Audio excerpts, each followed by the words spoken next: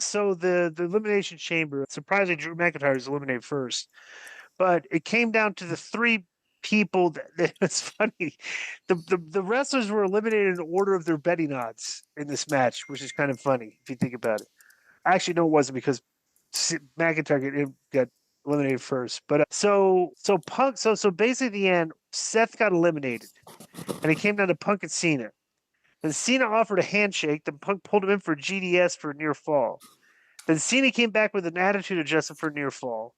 Then Cena grabbed Punk's leg, and Punk kicks Cena away. But then Rollins, who hadn't, like, the door was still open, and he's been let out. He hit the stomp on Punk, where Punk was like head hit the floor on the outside of the ring, and then Cena ran over and put him in the STF and choked him out. I went over strong here at the end. Okay, so he wins the match, chokes him out.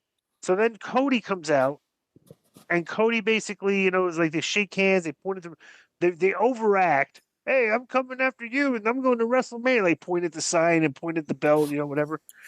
And then The Rock comes out with Travis Scott. Travis Scott came out first. And Travis Scott and The Rock looked like $1,000,000. He just looked super cool. Okay. So they come out, and Rock opens his arms. He said, Cody Rhodes, the moment has arrived. I will open my it almost sounds like a what do you want to call it? A cult leader, like announcing a thing. Says, Cody Rhodes, the moment has arrived. I will open my arms. You will come to me. You will embrace me as your brother, and I will embrace you as my champion. I want it all, Cody. I want your mind. I want your soul. And God have mercy, I need your soul. If the answer is yes, then the American Nightmare will live forever. Forever. Look me in the eyes. If the answer is no, then tonight the dream dies again. So he opened his arms. I want it all, Rock, Cody said. My soul no longer belongs to me. Do you know why? I thought he was I thought he was saying yes here. Because I gave my soul to this ring and to these people a long time ago. Hey, Rock, go yourself. I thought that was brazen language by Cody. I thought that was over the top. I was insulted at the effort. No, but but the funny thing is, how often do they cuss? How often does Cody cuss on that show? I don't think he's ever cussed, right? Doesn't feel like so that. He said. So the first time he ever said a cuss word, how big was the pop? That was huge. It's huge pop. Yeah. Which just shows you, there's a time and a place, and for it to mean something. So this is like the good use, because there's a huge angle. So Cena did the open mouth reaction and pointed his finger approvingly at Cody. And he was cheering for Cody. Then Cody looked up at the WrestleMania sign and looked back at Rock, and Cena approached Cody and hugged him. Cody and hugged him. Then everybody's seen this already. Cena's expression changed. The Rock looked at him. Their eyes caught each other. He did the cutthroat sign. Yeah. Cena kicked him, and they got good heat on him. He hit him with the gold Rolex that the Rock had given him. By the way, there was a teaser on that too. The Rock had said, remember when they had the thing where they just showed that watch just sitting on the ground in the thing? Like, they always have good breadcrumbs for this stuff. Sure. But they beat this guy, good heat. They bloodied him and just left him there. And the show didn't really end. The show ended. Okay, like the actual show ended. They did the credits. Paul Levesque, Lee Fitting, but they just kept the cameras on, and the announcers drowned out.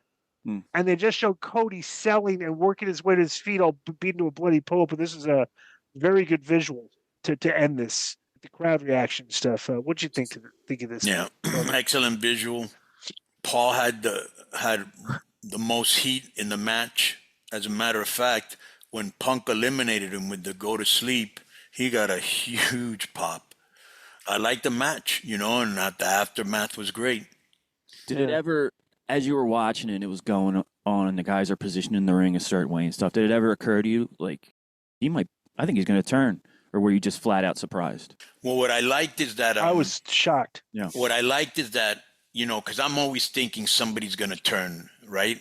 So I'm always kind of like on guard. But I'm going to tell you the reason it did surprise me, because this is his last year. You didn't do it before and you're going to do it now. But the swerve was great, just like when Jey Uso won. Just like, like they've been doing a lot of stuff that you wouldn't expect, and it makes you... It also almost makes it like much watch TV. You know what I'm saying? So they've done a great job with that. I thought the show was really good. Zayn and Owens, that was kind of like instant classic. You know what I'm saying? Cargill attacking Naomi. Dane has his match ratings out for Elimination Chamber. I don't think so. I think they'll be out with the newsletter tomorrow. Bro, let me tell you too. Another thing. I don't know if we talked about that. I think we did talk about this, but bro, the WWE is embracing like all their characters. Everybody's punching. There's no forearms. Awesome. Like they're completely just doing it. Like they're kind of like separating themselves from the type of work that AEW does. Good. There's not a lot of thigh slaps, but there are thigh slaps. Right. And to the point, like even Gunther does thigh slaps every now and then. And like I said, I'm not a fan of that. He should discontinue that because that's not his character. He doesn't even need it. But like everybody, the funny thing is like everybody thinks AEW's were the best wrestle. As a guy that's trained in this business, I like the work of the WWE better. It's just more simplistic, and it's more effective, and they do a lot of shooting facials and stuff, everything, and storytelling. So it's just a better product all around, bro. Yeah, it is. The stakes always seem higher, and there's always like, at least to me, like I do want to see where it goes next. Like you said, the breadcrumbs and all. So it's been a very good plus too. There's never, the thing is like everybody. If you think like match quality is a thing, it's like, dude, WWE never has a stinker. Like the match quality question isn't even an issue in WWE because nobody has a stinker match. Like all the matches are fine. And so they don't try to overdo it like AEW. Right. Right. So it's like, the shows like that's working. You don't need to like try to go out there and do a 4-star match every time you're in the ring with another guy. It's just like wrestle simplistic, tell a good story and just do it. And that's what they're doing. It's like, and it's easy for the fans to resonate to, so I wonder, because when you told me that this could be like some Illuminati stuff, and I just started to wonder, and I was like, I wonder if, conspiracy theory is a big thing because nobody trusts the government. And I wonder if they're like, there's enough conspiracy theorists out there that they're like, okay, we're going to do conspiracy because when you were saying that Rock was talking, he sounded kind of like a pastor, right? Right. Come and embrace me, son. Like that sounds like a cult leader. And so I wonder if they're doing, and they're like, the people that don't know, they'll find out from the fans that do know. You know what I'm saying? Right, and then everybody will start talking and go, bro, that's Illuminati, because that's a hot topic. I'd like to see guys like Alex Jones jump on this. Right. WWE, because he does a show.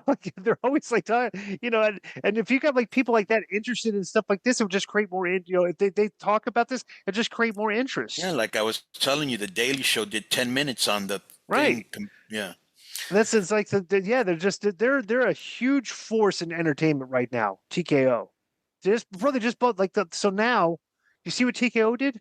No, bro, they got the Saudis to invest in a new boxing organization. Oh yeah, I meant to say that, dude. They're going to blow away everybody. Yeah, because the Saudis are going to pay these boxers a fortune to fight each other. It's just like they're all going to go fight for the Saudis and TKO now. You're right. It's like So it's like what a brilliant deal. It's like, so yeah, it's being led by Nick Khan and Dana White. Yeah, so, and Dana White's the best matchmaker on the planet right now. And you know what I'm saying? So yeah. So well, he used to box, so he loves. Remember when he was going to fight? He was going to fight Ortiz. Yeah. And I was like, and Tito Ortiz never showed up. Right. Yeah. Right. All right. So that's been our pay-per-view reviews. Boom. If you want to make some fantasy picks on your favorite sports, check out Underdog Fantasy. It's all the rage, where you can choose higher or lower between 2 to 8 players, and you can win up to 325 times your entry. Use the code K100 at the Underdog Fantasy website, on the app, or at our personalized link, and you can receive up to $1,000 in bonus cash as well as a free pick. Underdog Fantasy offers a unique approach to fantasy sports, and it's a simple pick-em style format. You can select players you believe will outperform expectations without the complexities of traditional daily fantasy sports. The user-friendly interface and growing community make it easy and fun to play, plus it's available in over 30 U.S. states. We will share our picks for you every week on K100 Sports. You can follow along or play against us. Use the code K100 at UnderdogFantasy.com on the app or at the link included in the show notes and receive up to $1,000 in bonus cash plus a free pick. UnderdogFantasy.com. It's an underdog thing. So what are we at with suspension updates this week? So who's suspended? Brian Dunlop. Because I know Brian Dunlop's suspended. Yeah, he's suspended. 100%. And I guess he claimed on Twitter that he was unjustly suspended because his clip turned out to be right. I guess he made waves. But his clip? Really? Yeah, he said something about perhaps Cena turning heel. Pull it up. Yeah, pull it up. Okay, because if he's got a grievance, I'll allow a grievance or a challenge to the suspension. Because I'm like Doge. We're like Doge, Konnan. Like we suspend first, and then like see if we later on we'll see if we the suspension. But it's always good to just like well, and like Elon said, we'll make mistakes. Like we may have an unjustified suspension, but in the big picture, suspending all the people off the bat is a better policy. Would you agree with that, Konnan? The suspension was first policy. Suspend first, appeal later would be our policy here. This is not just to people listening to this. This is not a free speech platform, bro. The reason that reminds me of something. So when I was in TNA and I was doing the LAX thing, they used to have, if you remember, they used to have Orlando cops inside the thing, inside like shoot cops. Yeah, don't you remember? They'd be on the property. So hey, guys, want to come in and do right? Yeah, right. They do it for free, probably, right? I imagine. Yeah, or we give them $50 or whatever. Here, you want to do this? Like, yeah. Right. There were 2 times I had problems with the cops. So the first time was when they caught me bringing in to the studios, and they called Dixie. But when like you're hot, they don't really too much, and we were really hot at that time. Right. And then the second one was because you said like, must we investigate later? Mm-hmm. So I had said this line that was, I'm like the Orlando Police Department. No, LAX is like the Orlando Police Department. First ask questions later. That's very disrespectful to those people there. Can you believe it's true? Can you believe that some higher up in the Orlando Police Department called Dixie? Absolutely. Why would I think that's dude? Like they're protect and serve. They're serving the people. They're there to protect you guys, and you're burying them. This is. Let me tell you. Let me tell you 2 things. Let me tell you 2 things. Number 1, this is entertainment. It's a joke. And number 2, it's mostly true, bro. Okay, but remember, like they got. But I'm telling you, the police will get hot. Is my point. Right. Remember what happened when Kaepernick wore the freaking. Remember Kaepernick wore the pig socks? Right. And they were. Well, why we're pulling our security out of it? It's like we're not going to there's like there is kind of like an arrogance in the police department that if you don't respect they're very them, thin-skinned. They'll basically say, "Hey, we're just like let people beat you up or something or attack you. We're not going to protect you, right?" What I do like about the cops, though, which is very few things, but what I do like when they one of their own, right? Everybody comes out. You know what I'm saying? Like what do you mean they kill it? Oh yeah. Did they show Well, it just goes to show you have to show the cops are unified. Right. The police have to show that if police show that they're not unified, then people are constantly going to question their decisions and stuff. I think it's just a toxic environment between them and the people. So they do that. They literally thousands of people show up for the funerals, like every cop. Right. It's actually really good time. It's actually really good time to commit crimes if you think about it. That day and Halloween are the 2 best times. Yeah. All right, so let's get. I was friends with a pretty high up detective, and he was in the Philadelphia Police Department. Then he was working for the Attorney General and stuff. Explain the word friend. No, we were like, were you guys in that trailer thing with the 5 other guys? I think he came down one time. It's always good to have a cop with you because he got us out of a lot of trouble. But what would happen is if a Philly cop was, when they terminate said subject, a cop will take a picture and they will send it around to all the officers, and all the officers will send it around to friends and acquaintances. Like, we got them. Like they are. Like, you mean that they are smug like that? Like, we got. Well, nobody else try it. They will spread that picture around. Right. But so Brian Dunlop, what we were looking for here, he says he's kind of excused here because he predicts the Cena heel turn. I went through the transcript. He's excused from what? Wait, but why? What we suspended him for? That was not the misinformation. That had not happened yet. Right. But you'll hear it. His idea. Okay, let's hear it. Let's hear it. Yeah. I wonder if Cody accepts that and starts a subtle heel turn, and Cena's the big. Bro, Cena's not turning heel for this run. Whatever he does, and if Cena wins that match, you're going to see a heelish Cody. My prediction. Okay, I don't know what's going to happen, but and by the way, for press pause. Yep. People were getting on to me for making that. I am happy I was wrong on that because that swerved. When you're like an insider and a booker, and you get swerved by creative, that's a good thing. That completely caught me off guard, which is a good thing. I'm happy I was completely wrong about that. So go ahead. So no, I guess that's it. His deal on Twitter was, hey, maybe Because I said that. right. Yeah, So but if he was correct, maybe it'll that's just alleviate his suspension. That's prognostication on creative, which we do not usually do on the show. I made how many? What did we make? Like a handful of predictions in the past year on this. Like, hey, what do you think's going to happen? Like, we don't. We don't do that. We watch the creative and analyze the decisions they make. But I'm not an armchair booker like a lot of these people are trying to predict. Because if you do get it right, it's like, okay, you didn't. This isn't real. All you did was you got right what the writers wrote. That's when you predict things like that. But I didn't. Like I said, I thought that the John Cena turn was. But let me ask you a question. That was off.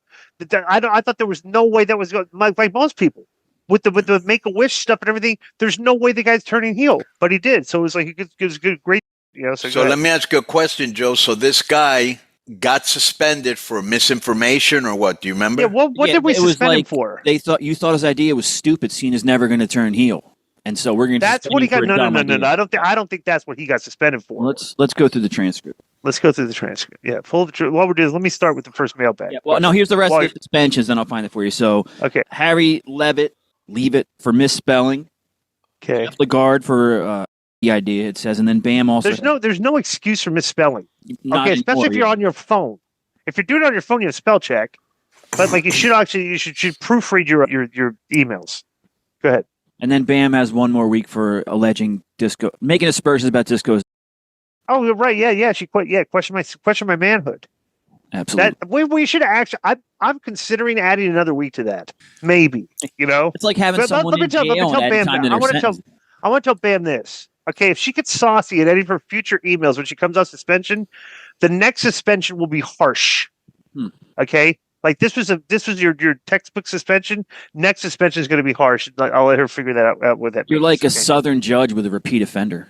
Well, I'm just saying, it's there's no reason if you think that you're going to come into our mailbag, if you're going to pay to be a part of our service, our Patreon, come into the mailbag strictly to try to humiliate me with a question in the mailbag, you will be suspended. I don't care how much money we're making from you. So I was mistaken, shocker, about Brian Dunlop. You did not suspend him for his idea that Cena would turn heel. You suspended him for referring to himself as the four-time booker. The four-time booker, correct. That was Konnan's suspension. You're absolutely correct. Yep. Right. Okay. So yeah. So you know what? He needs to provide an apology when he comes back in the next mail for saying that, trying to claim like he was suspended for something that he wasn't. So right. Pending his next email has to have an apology in it. So let me add this little thing right here. So he was like, oh, because I guess that Cena was going to turn heel, you should lift my suspension. He says you got a prediction right. Right. You don't make the rules here. All right. That you're already in there. Nothing's getting you out. Okay. Right. On Twitter, he said that should be a full mailbag vindication since he was correct. Well, for crying on Twitter, I'm going to add another week. Wow. Go ahead. Put it on there, Joe. You're in a week? One more week plus one. When I said it, why weren't you doing it? All right. So next is from Julian Monjeres from Deming, New Mexico. K100 crew, do you see John Cena and The Rock expanding this final boss faction with more members? Could their evil presence spread like a plague amongst the roster? And if so, I totally would love to see Rey Mysterio join. He fits the criteria of a legendary superstar like John Cena. Maybe having a low-life son and not being happy with his position would be just enough to get him recruited to the dark side, along with the luxurious life that The Rock may promise. What are your thoughts? That's Julian Monjeres from Deming, New Mexico.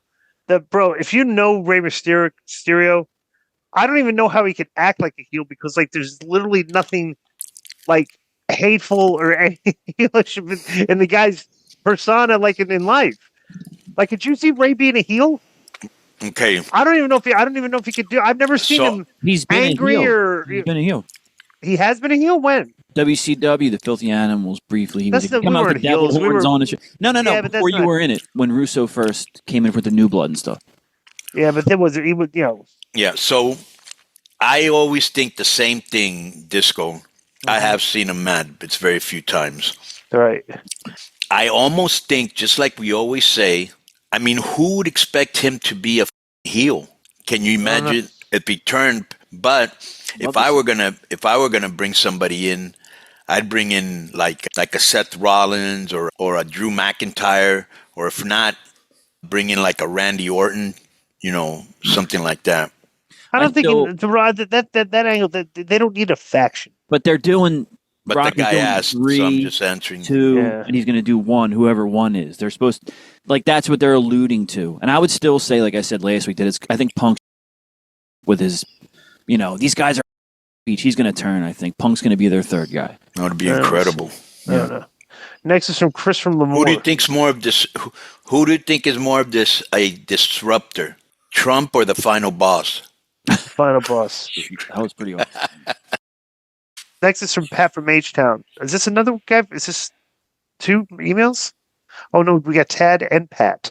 Interesting. A lot of people from Texas this week. Plainview, H-Town. My question is, would you put Cena's heel turn on par with Hogan's bash at the beach turn? Yes, I would absolutely say yeah, because Cena was a baby face for longer than Hogan was.